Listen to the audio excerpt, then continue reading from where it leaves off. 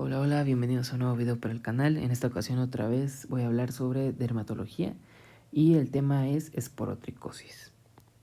Pues bien, voy a hablar sobre algunas generalidades como su definición y epidemiología, sobre su etiopatogenia, sobre su cuadro clínico, su diagnóstico, así como el uso de métodos complementarios y sobre su tratamiento. Pues bien, empezando con las generalidades, ¿qué es la esporotricosis? La esporotricosis es una micosis subcutánea granulomatosa de evolución aguda o subaguda. Esta va a ser producida por el complejo Fimorpho Spototrix schenki. Bien, esta es una micosis subcutánea y profunda y es la más frecuente en México. Esta va a ser una enfermedad fácil de tratar, pero es polimorfa, o sea que tiene un comportamiento algo distinto a otras especies, que ya después se los voy a mencionar. En cuanto a algunas manifestaciones, bueno, pueden ser lesiones solitarias o de formas sistémicas. Esto pues va a depender de las respuestas inmunológicas del huésped. ¿A qué me refiero? O sea que las respuestas inmunológicas del huésped van a decidir si estas lesiones van a ser solitarias o de forma sistémica, no tanto los géneros del Spototrix, sino que las características inmunológicas del huésped.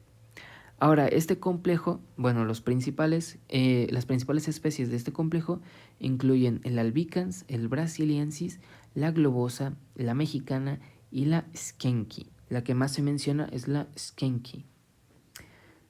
Bueno, en cuanto a su epidemiología, encontramos que esta es cosmopolita y en México es la micosis subcutánea más frecuente. Se va a localizar en Ciudad de México, Guanajuato, Puebla, Hidalgo, Veracruz y Michoacán. Y bien, esta va a afectar a individuos de ambos sexos, tanto mujeres como hombres. Y se va a acentuar o prevalece más en la etapa etaria de 16 a 30 años. Y en los niños predomina principalmente en la cara. Ahora, en cuanto a la etiopatogenia, pues su etiología ya les mencionaba que es causado por el complejo Sporothrix schenki. Ahora, aquí están los 5 géneros que les mencionaba: el brasiliensis, el albicans, la mexicana y el schenki. Y bueno, ahora yo les mencionaba que era dimorfo o que tiene un comportamiento algo raro al de los demás. Esto es porque pueden estar en dos formas dependiendo la temperatura. Puede estar de forma parasitaria o de forma saprofítica.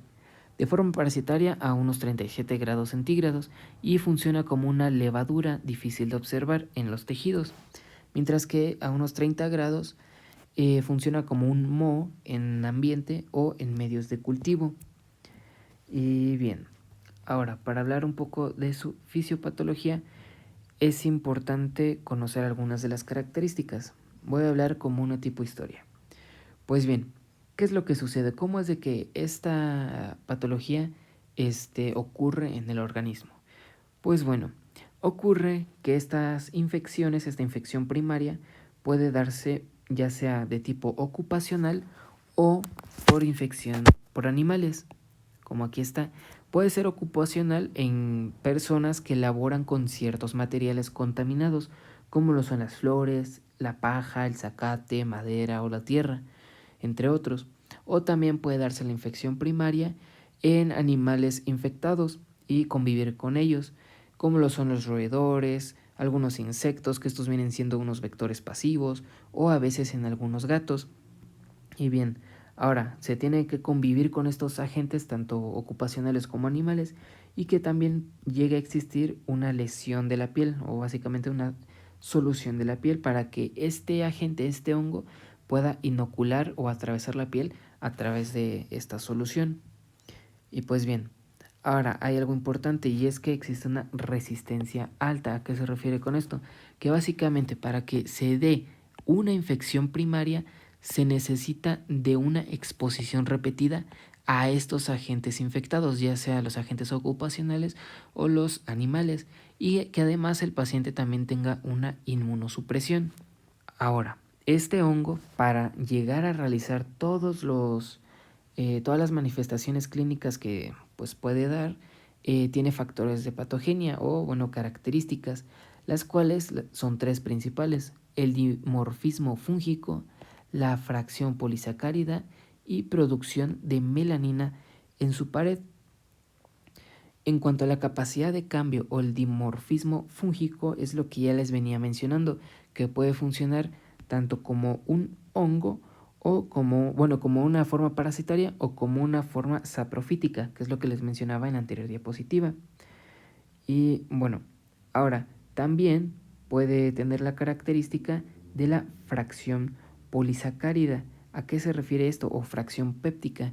Se refiere a que en su pared celular tiene ciertas cadenas polisacáridas que le ayudan o le permiten unirse de manera más fácil a las células sanas, produciendo así su patogenosidad. Ahora, también tiene otra característica que es la de producción de melanina en su pared. ¿Esto para qué le sirve? En su pared celular se produce melanina, pero ¿para qué le sirve? Pues este le sirve porque esta melanina le confiere protección al hongo al retener y neutralizar radicales libres. Entonces, en conjunto, todas estas tres características son útiles para que este hongo pueda llegar a infectar al paciente. Ahora, ¿qué es lo que pasa después? Después de que este hongo ya entró por una solución, por una infección primaria, empezó a provocar, bueno, empezó la patogenicidad con sus tres características principales. ¿Qué es lo que ocurre? Pues empieza el mecanismo de defensa del organismo y desencadena una respuesta celular linfocítica de tipo Th1. Bueno, todo esto en resumen va a generar la forma de la presentación común o habitual de lo que es el hongo, que es el chancro esporotricósico. Ahora, todo este del chancro esporotricósico, las lesiones y la topografía lo vamos a ver ya en el cuadro clínico, pero esta es la forma de presentarse de este hongo. Ahora bien, en cuanto a la involución y curación, pues esto va a depender mucho de las condiciones inmunitarias del paciente. Y este chancro esporotricósico en muchos casos se puede extender por contigüidad, lo que origina placas verrugosas crónicas o lesiones gomosas escalonadas. Ahora, si se llega a dar una reinfección, se va a presentar en individuos sensibilizados en lesiones que no tienen tendencia a la curación. Pues bien, ahora sí vamos a pasar un poco también a la presentación. La presentación de esta esporotricosis son dos. Encontramos a la esporotricosis primaria cutánea, o sea, de la piel, y la esporotricosis primaria pulmonar. Pues bien, ¿qué es lo que ocurre en cada una? Encontramos que en la esporotricosis primaria cutánea, obviamente como su nombre lo dice, tiene afección cutánea e inicia con una solución de la continuidad y que el paciente se exponga a los agentes ocupacionales o de los animales infectados para que se pueda dar la infección primaria. Entonces, ya ocurrió la infección, ya penetró en piel, ocurre el chancro esporotricósico que les mencionaba. Y bien, ¿de qué se caracteriza este chancro esporotricósico? Bueno, va a iniciar con que tiene un aumento de volumen, un enrojecimiento, una ulceración y puede dejar costras. Además, se genera en el sitio de inoculación, o sea, donde se ocurrió la penetración en la piel, y va a ser localizada. Entonces, aquí como podemos ver, este sería el chancro esporotróxico. Es la presentación como tal en general de este hongo. Ahora, ¿qué pasa con la esporotricosis primaria pulmonar?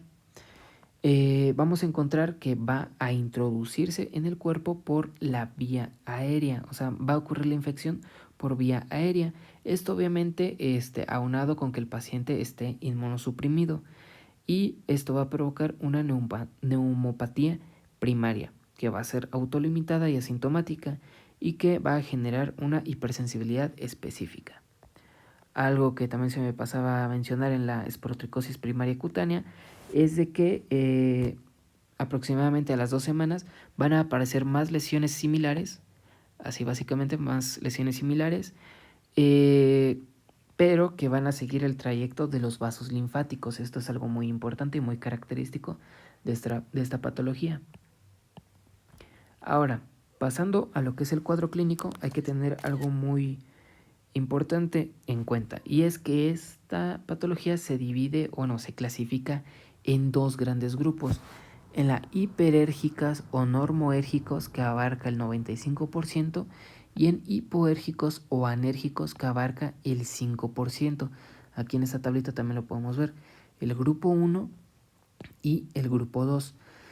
Ahora, estos grupos van a tener formas clínicas. El grupo 1 cuenta con dos formas, tanto la cutánea linfagítica, que es un 70% de los casos, y la cutánea fija, que es un 25% de los casos, mientras que el grupo 2 va a tener cuatro formas clínicas, que lo son la cutánea diseminada, la cutánea superficial, la pulmonar visceral o la osteoarticular. Esas básicamente son las presentaciones clínicas. Depende de la presentación clínica o formas clínicas, van a ser tanto la topografía y las lesiones, que ahorita se las voy a ir mencionando una por una. Pero en general, a modo así como de resumen, por decirlo así, encontramos que la topografía principal se va a dar en cara y en extremidades, mientras que las lesiones, así a manera general, se podría decir que son nódulos o gomas que se ulceran.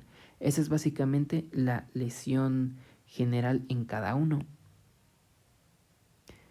Ahora, pasando a lo que es el primer grupo y hablando de la primera forma clínica, que es la cutánea linfagítica, vamos a encontrar que esta es la forma más común del grupo 1, que tiene un 70% aproximadamente de los casos. Bueno, se presenta en un 70% de los casos. Y esta, como su nombre lo dice, linfagítica, va a seguir el trayecto de los vasos linfáticos, de las vías linfáticas, y obviamente va a ser fácil de reconocer esta forma. En cuanto a la topografía, se encuentra en todas las partes del cuerpo, pero predomina más en extremidades superiores, inferiores y en la cara. Y bueno, una vez que se dio la infección primaria, a partir de 1 a 2 semanas comienza el chancro esporotricósico, y luego se van a unir más lesiones que siguen el trayecto de los vasos linfáticos. Ahora, puede existir ciertos síntomas como lo son un leve aumento de volumen, un eritema, lesiones nodogomosas y úlceras. Además, va a ser en la mayoría de los casos asintomático, más que se puede producir un leve prurito. En cuanto a las lesiones, pues básicamente, como lo vemos en esta imagen, son cadenas de gomas eritematoviolaceas no dolorosas. Estas pueden llegar a confluir, o sea, pueden juntarse entre muchas y formar placas grandes de color rojo violáceo. En general, como les digo, son nódulos que se ulceran. Ese es el chancro esporotricósico. Y bueno, aquí también lo podemos ver en esta imagen. Son cadenas de gomas, básicamente eritematoviolaceas no dolorosas, y que al confluir forman grandes placas rojo-violáceas. Eso es básicamente lo que es la primera forma clínica del grupo 1, que es la cutánea linfagítica.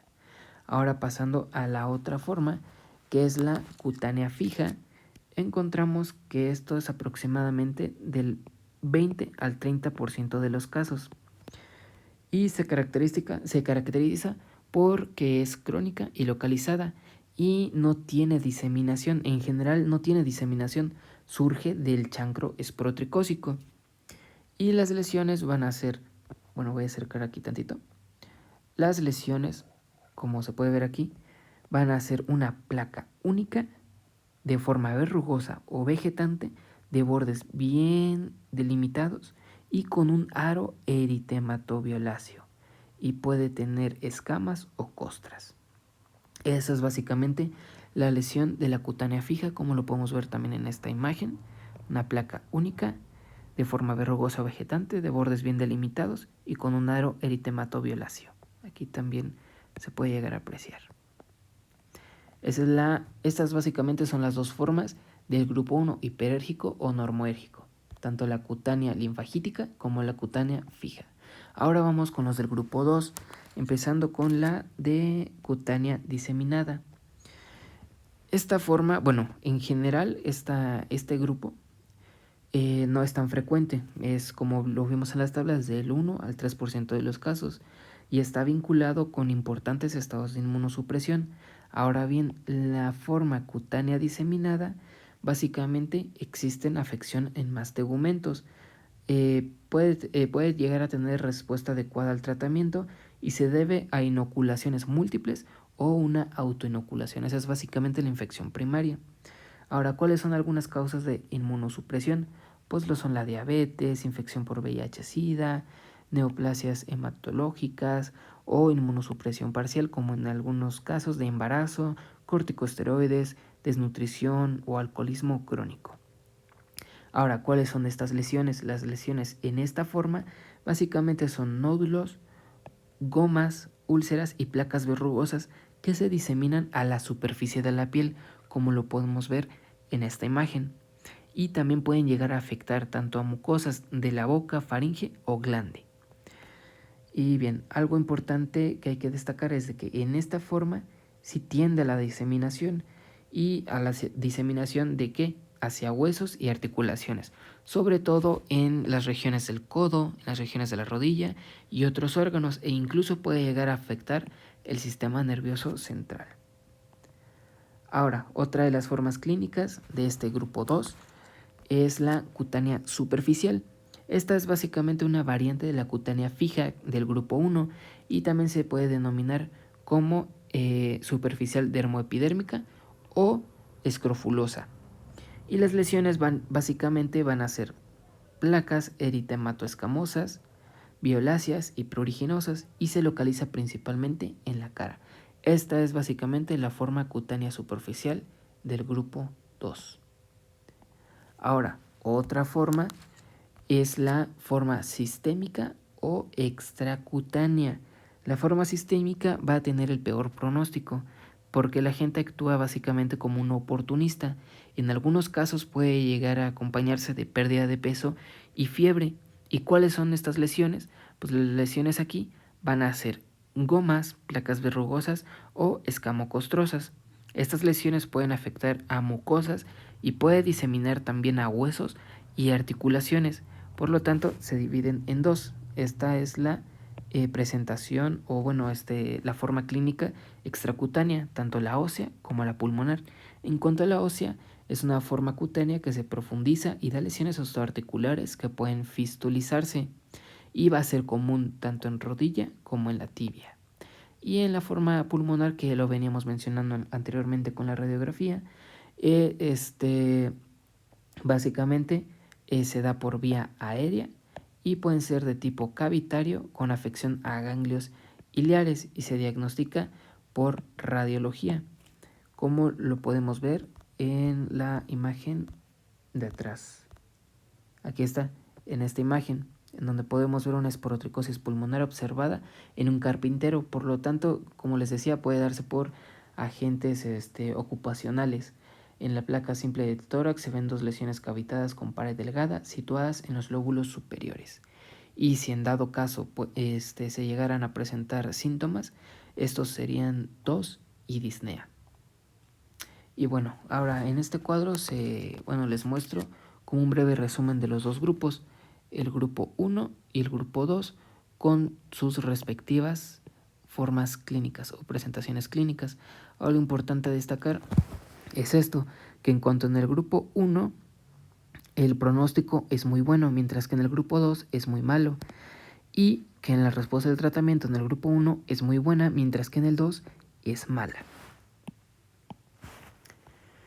Ahora, pasando al diagnóstico, pues básicamente el patrón de referencia va a ser el cultivo, en donde se utiliza el medio de Savaraut, dextrosa agar a 24 o 28 grados centígrados y básicamente nos dan colonias filamentosas en las que microscópicamente se observan colonias membranosas de color negro o crema, como lo podemos ver en esa imagen. También al microscopio se ve una flor de durazno o flor de margarita, que aquí lo podemos ver mejor. Ahí está, al microscopio se ven una flor de durazno o flor de margarita. También, en cuanto a la histopatología, se puede llegar a apreciar una imagen granulomatosa. Hay granulomas inflamatorios crónicos con linfocitos y plasmocitos, y las levaduras se van a ver en forma de navecilla o puro, como lo podemos ver en esa imagen. Y también de acuerdo a la clasificación o de acuerdo a la forma de presentación de la esporotricosis, en cuanto a la extracutánea, ya sea pulmonar o sea articular, se van a realizar radiografías, mientras que en la forma diseminada vamos a notar que en la BSG, en el ácido úrico y en la fosfatasa alcalina pueden salir valores algo elevados. Ahora, en cuanto al diagnóstico diferencial, se va a realizar se debe diferenciar con la tularemia, la tuberculosis cutánea gomosa, la tuberculosis cutánea verrugosa y las micobacteriosis. Y en cuanto al tratamiento, se va a dividir en dos. En uno, que es como el tratamiento general o con el que se inicia, y el otro que es para las formas extracutáneas y sistémicas. Encontramos que en el yoduro de potasio, que es la base del tratamiento, de acuerdo en los adultos, se les va a dar vía oral de 3 a 6 miligramos por día en 3 tomas divididas, mientras que en niños se inicia con 1 gramo por día y lo máximo es de 3 gramos por día. Este tratamiento, tanto en adultos como en niños, va a durar de 3 a 4 meses y se recomienda dejarlo un mes después de la curación. En cuanto a algunos efectos adversos, si existe intolerancia, provoca gastritis, cialorrea y lesiones acneiformes, y la toxicidad puede llegar a dar confusión, arritmias, adormecimiento de manos y debilidad. Ahora, en embarazadas o intolerancia gástrica, se da una aplicación tópica de yoduro de potasio al 10%, pero en algunos efectos adversos puede ocasionar hipotiroidismo y tirotoxicosis. Entonces, como pueden notar, tiene muchos efectos adversos el uso de yoduro de potasio. Por lo tanto, antes de prescribir yoduro de potasio es necesario investigar antecedentes de enfermedad tiroidea, y si comienzan algunos efectos adversos en los pacientes, se debe de suspender este medicamento. Ahora, ¿qué pasa en las formas extracutáneas y sistémicas? Tenemos los siguientes recursos, como lo son la anfotericina B, que se da de 0.25 a 1 miligramo por kilogramo por día, ya sea sola o combinada con otros compuestos. También tenemos al trimetopirim y sulfametoxazol de 80 a 200 miligramos 2 veces por día. También encontramos al fluconazol, que es de 100 miligramos a 400 miligramos por día. También al ketoconazol de 200 a 400 miligramos por día. Al itraconazol de 200 a 300 miligramos por día. También encontramos a la griseofulvina 1 gramo por día y la terbinafina de 250 a 500 miligramos por día. La terbinafina es más útil en presencia de comorbilidades, excepto en la psoriasis. Y en cuanto al itraconazol, ya que se encuentra, los pulsos de 200 miligramos al día por una semana cada mes son muy efectivos. Y bueno, en general todo este tratamiento, ya sea extracutáneo y sistémico, se administran el tiempo necesario para lograr la remisión de los síntomas. Y pues eso sería todo de este tema de esporotricosis, y aquí les dejo el artículo y el libro en el que me basé. Suscríbanse, denle like y gracias.